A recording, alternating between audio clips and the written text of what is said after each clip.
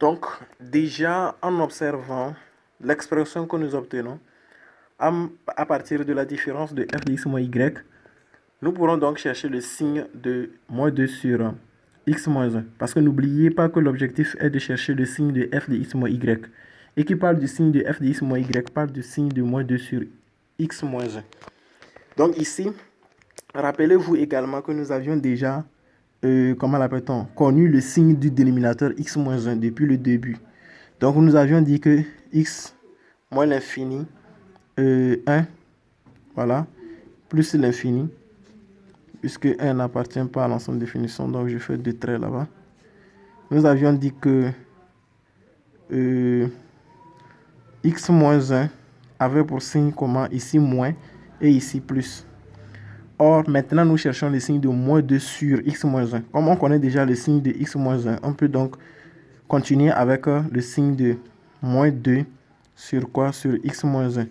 Donc, nous allons dire que négatif sur négatif, parce que dans cet intervalle moins l'infini à 1, x moins 1 est négatif. Donc, moins 2 qui est négatif divisé par x moins 2, x moins 1 qui est négatif dans cet intervalle. Donc, ça fait négatif sur négatif, ça fait positif. Ici, autre, nous avons négatif sur positif, ça fait négatif. Donc, nous avons cherché ou nous avons eu le signe de f de x moins y, ça. Vous voyez, dans cet intervalle-là, ici positif, ici négatif. Donc, voilà le signe de f de x moins y. Et là, nous pouvons faire le commentaire. Nous pouvons faire des commentaires. Nous allons dire pour x appartenant à l'intervalle moins l'infini à 1 ouvert, puisque 1 n'appartient pas à l'ensemble de définition, nous allons dire que f de x moins y est comment? F de x moins y ne peut pas s'annuler, parce que son numérateur est moins 2 déjà, une constante. Pour qu'une fraction soit égale à 0, il faut que son numérateur soit égal à 0. Son dénominateur doit être différent de 0. Et nous l'avons déjà dit dès le début, avec l'ensemble de définition. Donc ici, nous ne pouvons pas dire que ça serait supérieur ou égal à 0, mais plutôt supérieur strict à 0. Vous voyez? Et par conséquent, f de x est donc supérieur à y. Et comme je vous l'avais dit, par rapport à la comparaison de a et de b, si f de x est supérieur à y, ça veut dire que la courbe représentative de la fonction f est au-dessus de la droite d'équation y égale à x plus 2. Vous voyez? C'est-à-dire la asymptote oblique là. Donc on va dire que CF, la position relative que nous sommes en train d'étudier comme ça. Donc CF est au-dessus de quoi? De D. Vous voyez, non? Et là, nous allons chercher le deuxième cas, qui est quoi? Pour x appartenant à l'intervalle ouvert, puisque 1 n'appartient pas à l'ensemble de définition. 1 à plus l'infini, on a f de x moins y, qui est quoi? Inférieur à 0. Et par conséquent, f de x moins y, f de x est inférieur à y. Voilà. Donc, dans cet intervalle, nous voyons que la courbe représentative, c'est f. Donc, voilà. La courbe représentative f de x est en dessous. Voilà. Est en dessous de la droite d'équation y égale à x plus 2. Voilà, en dessous de D. Donc, voilà comment vous devez étudier la position relative, n'est-ce pas, de la fonction f de x par rapport à la droite d'équation y. Nous avons donc ici deux questions. Au niveau du numéro 4, petit a, on a dit calculer la dérivée f' de f. Et puis après étudier, n'est-ce pas, le sens de variation de f. Le cours nous a déjà informé que le sens de variation d'une fonction dépend du signe de la dérivée de cette fonction. C'est pour cela que cette question a été mise à 2 comme ça. Donc, lorsque vous voulez chercher à étudier le sens de variation d'une fonction, il est préférable et obligatoire même de chercher d'abord sa dérivée, c'est-à-dire le signe de la dérivée de cette fonction. Donc, c'est très important. Donc, ici, nous prenons la fonction f de x qui était sous la forme x au carré plus x moins 4, le tout sur x moins 1. Et nous allons chercher la dérivée de cette fonction. Avant tout, nous savons que la dérivée de cette fonction est définie également sur son ensemble de définitions. Donc, quelle que soit l'expression de la dérivée, son dénominateur également doit être différent de 0. C'est très important. Donc ici, pour que le dénominateur soit différent de 0, il faut qu'il soit différent de 1. Et c'était déjà dit. Donc, on dira que f est dérivable sur DDF. Vous voyez, f est dérivable sur DDF. Et on peut donc calculer la dérivée de la fonction. Avant de calculer la dérivée de la fonction, nous devons aussi comprendre ou nous rappeler que, comment l'appelle-t-on? Et la fonction ici est déjà sous la forme, n'est-ce pas, de fraction rationnelle. Et nous avons dit que lorsque nous avons f sur g et nous voulons chercher sa dérivée, c'est-à-dire une fonction rationnelle, la dérivée d'une fonction rationnelle, ça fait la dérivée du numérateur multiplié par le dénominateur, moins la dérivée du dénominateur multiplié par le numérateur, le tout sur le dénominateur au carré. C'est le cours qui le dit, c'est la propriété qui le dit. C'est très important de se rappeler de cette propriété avant d'appliquer ça ici. Donc, et f' de x serait donc égal à quoi? Nous allons appliquer cela. La dérivée du numérateur, c'est un polynôme. Donc, nous allons dire que 2x plus 1. Vous voyez? Donc, la dérivée du numérateur, c'est 2x plus 1. C'est très important. 2x plus 1. Si vous n'avez pas pu le faire, il faut vérifier ça. Stoppez la vidéo, vous vérifiez ça vous-même. Multiplié par le numérateur, c'est-à-dire facteur de x moins 1. Maintenant, moins la dérivée du dénominateur. La dérivée du dénominateur ici, c'est 1. Voilà, le coefficient tout simplement. 1. Et 1 multiplié par le numérateur. Donc 1 multiplié par le numérateur, c'est encore le numérateur. X au carré plus x moins donc 4. Le tout sur quoi? Sur x moins 1, le tout au carré. Vous voyez que pour la dérivée, le dénominateur aussi, c'est x moins 1, le tout au carré. Donc x doit être différent de 1. C'est pour cela que nous avons dit que f est donc dérivable sur son ensemble de définitions. Puisque l'ensemble de définitions de la fonction, c'était f et r privé de 1. Donc on continue.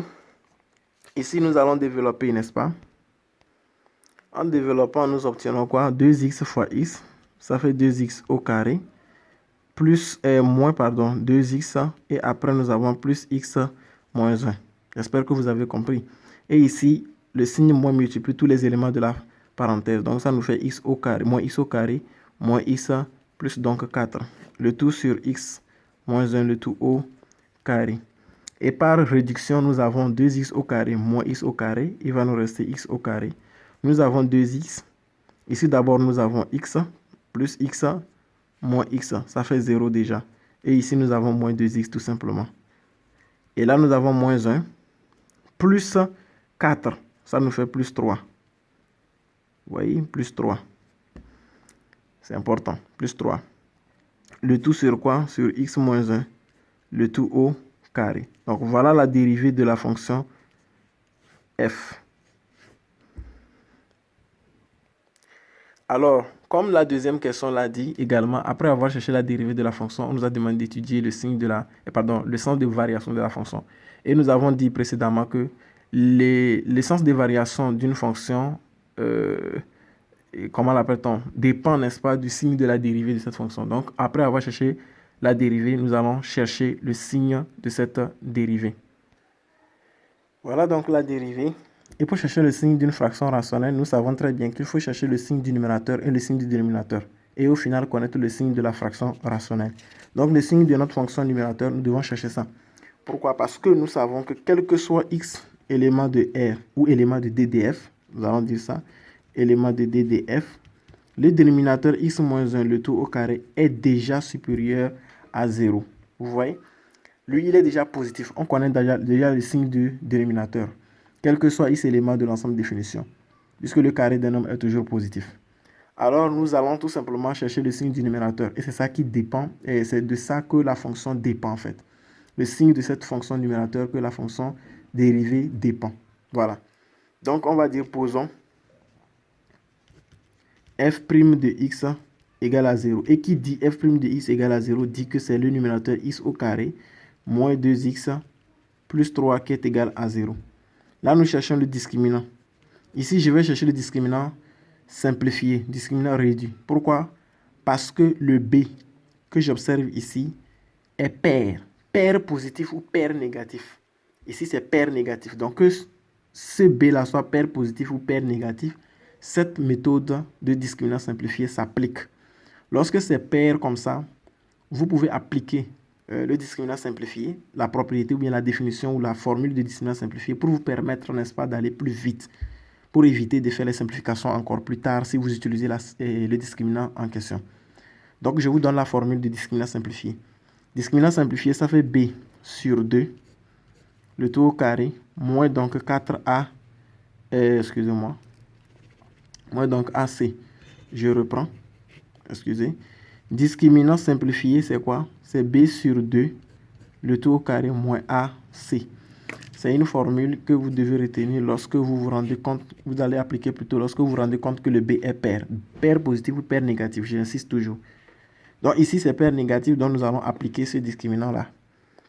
Et je réécris d'abord x au carré plus moins 2x plus 3 égale à 0. Donc en appliquant le discriminant simplifié, nous avons donc moins 2 divisé par 2, puisque le b ici, divisé par 2, et le b ici, c'est moins 2, divisé par 2. Donc ça nous fait moins 1, et le tout au carré. Ça peut aller. Moins donc AC. A est égal à 1. A est égal à 1, et C est égal à 3. Donc ici, ça nous fait quoi? Ça nous fait 1, moins donc 3. C'est égal à moins 2, qui est inférieur à 0. Discriminant simplifié est négatif. Même si vous cherchez discriminant aussi, vous allez voir que ça sera négatif. Et dans ce cas, comme discriminant simplifié est négatif, ça veut dire que notre polynôme du second degré n'admet pas de solution. Puisque nous avons besoin de chercher les solutions, allez chercher le signe de x au carré moins 2x plus 3 dans le tableau de signe, dans le tableau, n'est-ce pas, de signe, et ensuite chercher le sens de variation de la fonction. Par conséquent, comme le discriminant est négatif, le polynôme du second degré n'admet donc pas de solution. Mais nous savons très bien que le cours nous a informé également que lorsque le discriminant d'un polynôme du second degré n'admet pas de solution, on ne peut pas donc dire que cette équation, on ne peut pas donc trouver la solution de cette équation. Par contre, on peut trouver le signe de cette fonction. C'est-à-dire, on peut trouver le signe de ce polynôme du second degré. Pourquoi? Parce que son signe, c'est tout simplement son coefficient, le signe de son coefficient. Donc, je reprends. Lorsque vous avez un polynôme du second degré, ax carré plus bx plus c égale à 0, et que son discriminant est inférieur à 0, ax au carré plus bx plus c a le signe de a. Vous voyez? Le a là, c'est a verbe, hein? Avoir. Donc, ax au carré plus bx plus c. A, donc c'est un verbe. Le signe de a. Et le deuxième a là, c'est le coefficient du polynôme du second degré. Donc, dans notre cas ici, s'il faut l'appliquer, étant donné que nous avons le polynôme du second degré égal à 0 et que son discriminant est négatif, x au carré moins 2x plus 3 égale à 0 a le signe de ce 1 qui est ici, c'est-à-dire le coefficient 1 qui est ici. Or, 1 est positif, ce qui veut dire que x au carré moins 2x plus 3 est supérieur à 0. Voilà comment on cherche le signe d'un polynôme du second degré dont son discriminant est négatif. Vous prenez seulement le signe de son coefficient. Point. Maintenant, je reviens un peu en arrière. Parce que j'ai dit qu'il fallait calculer le discriminant simplifié, vous allez vous rendre compte également que lorsque vous allez chercher, si le discriminant n'était pas négatif et qu'il était positif, ça veut dire qu'il admet deux solutions. Nous devrons chercher les deux solutions. Alors, vous devez vous rappeler que c'est le discriminant simplifié que vous avez cherché. Et comme vous avez cherché le discriminant simplifié, rappelez-vous aussi que les racines x1 et x2 aussi, leur formule sera différente de la formule du discriminant que vous connaissez avant. Le discriminant qu'on connaissait avant, c'est b carré moins 4ac. Et après, x1 serait égal à moins b moins racine du discriminant, le tout sur 2a. Mais ici, ce n'est pas le cas. Si vous cherchez le discriminant simplifié, rappelez-vous que le x1 serait égal à moins b sur 2 moins facteur de b sur 2. Toujours b sur 2 que vous avez dans le discriminant. Vous allez toujours diviser b sur 2 là, toutefois en gardant le moins comme de la définition le dit. Moins donc racine de discriminant simplifié, le tout sur a et non le tout sur 2a. Vous voyez la différence? Ici également, x2, ça vous fait plus, vous voyez? Moins toujours, moins b sur 2 plus maintenant racine de discriminant simplifié, le tout sur A encore. Donc, vous allez vous rendre compte que c'est presque la même chose. La différence, c'est à quel niveau? La différence, c'est ici. On disait B, c'est-à-dire on disait moins B, moins racine de discriminant sur 2A. Mais ici, c'est moins B sur 2, tout comme on a fait ici, au niveau discriminant B sur 2. Donc, moins B sur 2, moins racine de discriminant, simplifié, sur A. Avant, c'était 2A. Ici également, moins B sur 2, plus maintenant racine de discriminant prime sur A et non 2A. Donc, le moins ici et le plus ici restent toujours intacts. La différence, c'est au niveau de B. Donc, vous divisez B par 2. Ici également, vous divisez B par 2. Et au niveau du dénominateur, le A et le A restent inchangés. Vous voyez donc? Donc, c'est important. Mais au niveau du discriminant, on a dit que c'était 2A. Donc, ici, c'est A et A.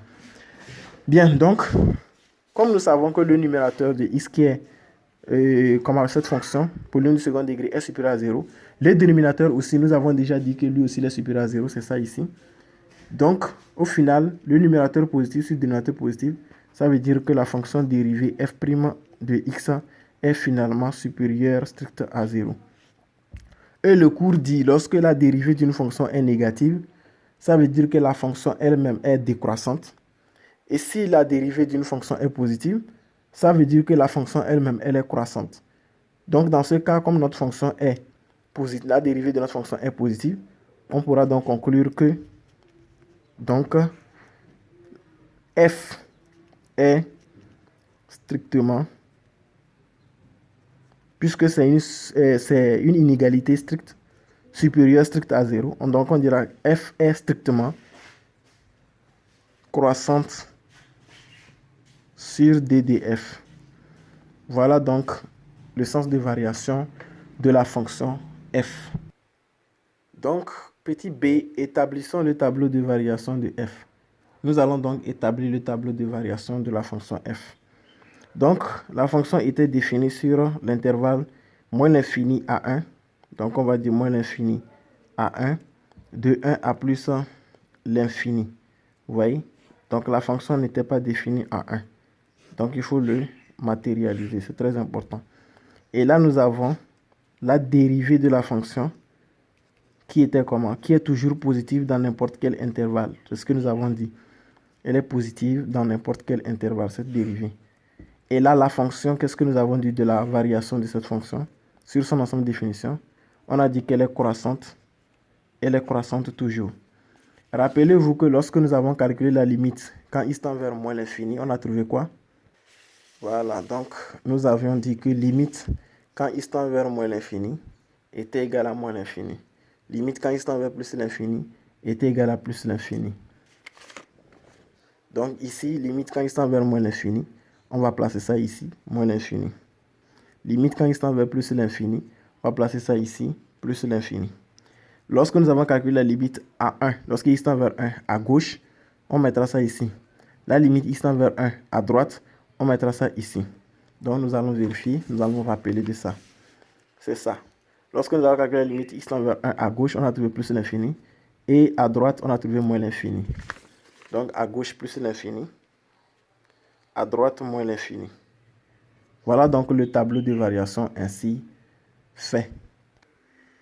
Il est question de représenter ou bien construire, voilà, tracer la courbe représentative de la fonction f et ses asymptotes dans le repère. Donc, il faut rappeler que les asymptotes de la fonction f, c'est quoi? On va dire asymptote verticale. C'était, enfin, pas égal, hein, 2 points.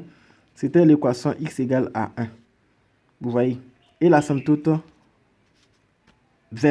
oblique, c'était l'équation, la droite d'équation y égale à quoi? X plus 2. Comme ici nous avons une équation affine, nous allons donc chercher le tableau de signes. Donc nous allons dire, lorsque x varie, on a juste besoin de 2 points. Lorsque x varie, x est égal à 0, ça veut dire que y serait égal à 2. Lorsque x est égal à 1, y serait égal à 1 plus 1 égale à 3. Donc on a juste besoin de ce tableau-là pour représenter cette asymptote-là. Alors on y va. On va d'abord faire on va d'abord faire le repère et représenter la courbe en se basant, n'est-ce pas, sur le tableau de variation ici. Voilà. Donc, nous avons ce tableau, en fait, cette représentation. Et nous allons donc représenter d'abord l'asymptote verticale d'équation x égale à 1. Et je vous l'avais dit, c'est une équation suivant l'axe des ordonnées. L'équation x égale à 1 est l'équation suivant l'axe des ordonnées. Donc, ça serait vertical. Voilà donc x égale à 1. Et donc, nous allons tracer ça comme ceci. Vous voyez? Donc, c'est très important. Nous allons tracer ça comme ceci. Donc, voilà l'équation x égale à 1. L'axe des abscisses, pardon, l'axe, comment l'appelle-t-on? L'asymptote verticale qui est représentée. Donc, lorsque vous représentez l'asymptote verticale, vous devez faire deux flèches comme ça pour, n'est-ce pas, signaler cela. Sinon, ça va se confondre avec l'axe des ordonnées. Pardon. L'axe des ordonnées. Et vous allez écrire un tout petit en bas son équation. Et c'est important. Ok. Maintenant, nous allons représenter l'asymptote oblique. Donc, x égale à 0, y égale à 2. Donc, x égale à 0, y égale à 2. Donc, je cherche ça sur l'axe des ordonnées. Ici, c'est 1. Ici, c'est 2. Donc, c'est ici le premier point. Le deuxième point, c'est x égale à 1, y égale à 3. X égale à 1, c'est ici. Et y égale à 3. Je cherche ça sur l'axe des ordonnées également. 1, 2, 3. Donc, je cherche son image sur l'axe là. Donc, je fais ça avec les instruments. Voilà donc ce point en question. Et voilà donc l'asymptote oblique que j'ai tracé. Donc, toutefois, en mentionnant les deux flèches. Et là également, j'écris sur cette asymptote pour signaler que c'est une asymptote oblique. Et maintenant, nous pouvons procéder, n'est-ce pas, à la représentation graphique. Nous avons dit que de moins l'infini à 1, de moins l'infini à 1, nous avons la courbe qui est toujours croissante. Et elle croît de moins l'infini à plus l'infini. C'est ce que le tableau nous a dit. De moins l'infini à 1, elle croît de moins l'infini à plus l'infini. Et nous nous sommes rappelés, nous devons nous rappeler, n'est-ce pas, l'étude de la position relative. Voilà, donc nous avions dit que de moins l'infini à 1 là également, la courbe f est au-dessus, n'est-ce pas, de la droite D. Voilà, donc nous devons nous rappeler de ça. Voilà, la courbe est au-dessus de la droite D. Voilà la droite D. Et la courbe doit être, n'est-ce pas, au-dessus. Donc, étant toujours croissante, nous allons donc la tracer comme ceci. Mais pour la tracer, nous devons savoir, nous devons nous poser la question, est-ce que la courbe coupe l'axe des abscisses? Est-ce que la courbe coupe l'axe des ordonnées? Donc, pour ce faire, nous allons introduire une notion. C'est pour cela que j'ai dit que nous allons faire ici les commentaires autour de notre, comment l'appelle-t-on, de notre problème. Donc, nous allons dire que f de x égale à 0. Et si nous disons f de x égale à 0, nous allons donc chercher l'ordonnée, en fait. Nous allons chercher les abscisses plutôt. Les abscisses. Donc, si la courbe coupe l'axe des ordonnées, ça veut dire que son abscisse est égale à... Et si la courbe coupe l'axe des abscisses, pardon, ça veut dire que son ordonnée est nulle. Donc, nous allons chercher là où elle coupe l'axe des abscisses, toutefois en annulant son ordonnée. Vous vous rappelez que j'avais dit f de x égale à y. Donc, si l'ordonnée est nulle, f de x est égal à 0. Donc, nous allons dire f de x qui est égal à x au carré plus x moins 4, le tout sur x moins 1 est aussi égal à 0. Et qui dit une fraction rationnelle est égale à 0 dit que son numérateur est égal à 0. Donc, ceci étant, nous pourrons dire que x au carré plus x moins 4 est égal à 0. Et nous allons chercher le discriminant. Ici, le discriminant, ça fait quoi? Ça fait 1 au carré moins 4ac. Et là, ça nous fait 1 plus, donc quoi? Moins fois moins, ça fait plus 4 fois 4, ça fait 16. Ce qui fait 17. Donc, ce qui fait discriminant égal à 17. Je cherche x1. x1 serait égal à moins 1, moins racine de discriminant, le tout sur 2 fois 1. Et x2 également, ça fait moins 1, plus racine de discriminant sur 2. Nous allons chercher les valeurs parce que c'est les valeurs qui nous intéressent ici. Moins 1 moins racine de discriminant, le tout sur 2. Ça donne quoi exactement? Voilà ce que cela donne. X1 donne moins 2,56. X2 donne 1,56. Ça veut dire que nous avons deux points auxquels la fonction passe par l'axe des abscisses. Donc nous avons le premier point A, toujours l'ordonnée nulle. Et donc l'abscisse est moins 2,56. Et un autre point B, toujours l'ordonnée nulle. Et l'abscisse 1,56. Ceci là, ce n'est pas l'exercice qui va vous dire de faire ça. C'est à vous de savoir qu'il faut chercher ces points particuliers là avant, n'est-ce pas, de faire la représentation de la fonction. Et là, nous allons chercher aussi quoi? Nous allons chercher, bon, ça c'est par rapport à ces points ça, donc nous allons représenter ça. Moins 2, l'abscisse moins 2,56, donc moins 2,5, moins 1, moins 2, la moitié est ici, donc moins 2,56, donc à peu près quelque part comme ceci. Donc la courbe va passer par là. Et là, le deuxième point A, donc je vais l'appeler A. Et le deuxième point B maintenant, 1, l'abscisse 1, comment l'appelle-t-on, 56. Donc 1,56, c'est ici. 1 est ici, 1,5 est ici, 1,56 est à peu près là. Donc on va l'appeler le point B. Donc voilà les points particuliers auxquels, n'est-ce pas, la courbe doit passer par ces points-là. Voilà. Et maintenant, nous allons chercher aussi l'ordonnée. Est-ce que la courbe coupe l'ordonnée? Pour savoir si la courbe coupe l'ordonnée, on va tout simplement dire que si la courbe vient couper l'axe des ordonnées, c'est que son abscisse est nulle. Donc on va chercher f de 0 tout simplement. Et qui dit f de 0, dit que ça fait quoi? Ça fait 0 au carré qui est égal à 0, plus 0, moins 4, et ici 0. Donc ça nous fait moins 4 divisé par moins 1. Ce qui fait donc 4. Vous voyez? Donc on aura un point C dont l'abscisse est nulle et l'ordonnée est 4. Là où la fonction va couper l'axe des ordonnées. Donc nous cherchons ça. Toujours l'abscisse nulle et l'ordonnée 4. Donc 1, 2, 3, 4. Donc c'est ici le point C. Donc voilà ce qui va se passer. Ici la représentation graphique sera beaucoup plus... Je ne sais pas quoi dire, mais... Donc voilà ce qui va se passer. La courbe, la fonction croît. La fonction croît en passant par ce point. Et va aller également passer par le point C. Et va continuer sa courbe, sa croissance. Voilà. Donc ici, nous allons le faire à peu près. Voilà ce qui va se passer. La croissance de la fonction en partant de ces points, en coupant l'axe des abscisses et en coupant l'axe des ordonnées. Avec précision, c'est très important. Et l'axe des ordonnées, nous avons dit, et l'autre côté de, comment l'appelle-t-on? Elle va continuer, hein, la courbe va continuer puisque l'axe des, et la somme toute verticale continue jusqu'en haut. Donc la courbe va continuer jusqu'à ce qu'elle va aller s'adosser à cette fonction jusqu'à continuer de croître. Ici également, elle va s'adosser de l'axe de la somme toute oblique également. Voilà. Elle va continuer, va quitter depuis quelque part comme ça pour s'adosser au fur et à mesure. Donc, c'est parce que j'ai élargi les unités que vous allez voir ça. Ok. Donc, ici, nous avons l'autre côté également. Elle croît aussi à partir de 1 jusqu'à plus l'infini. Donc, à partir de 1 jusqu'à plus l'infini. Nous avons dit que là-bas, la somme toute, la courbe est comment? La courbe est en dessous. Voilà, donc c'est ça, la courbe est en dessous à partir de 1 jusqu'à plus l'infini. La courbe CF est en dessous de la droite D. Donc c'est important également de le mentionner. La courbe est en dessous, donc la droite D est ici. En dessous, donc c'est par ici. Donc à partir de x égale à 1, jusqu'à quoi? Jusqu'à plus l'infini. Donc regardez ce qui va se passer.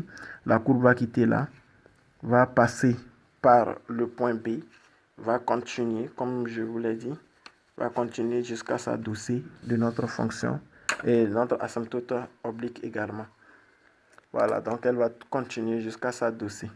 Donc voilà la représentation graphique. Donc légendairement parlant, ça c'est la courbe CF. Ça c'est les asymptotes. Voilà, donc asymptote. Donc voilà ce qu'il faut, n'est-ce pas, faire comme représentation graphique. C'est très important.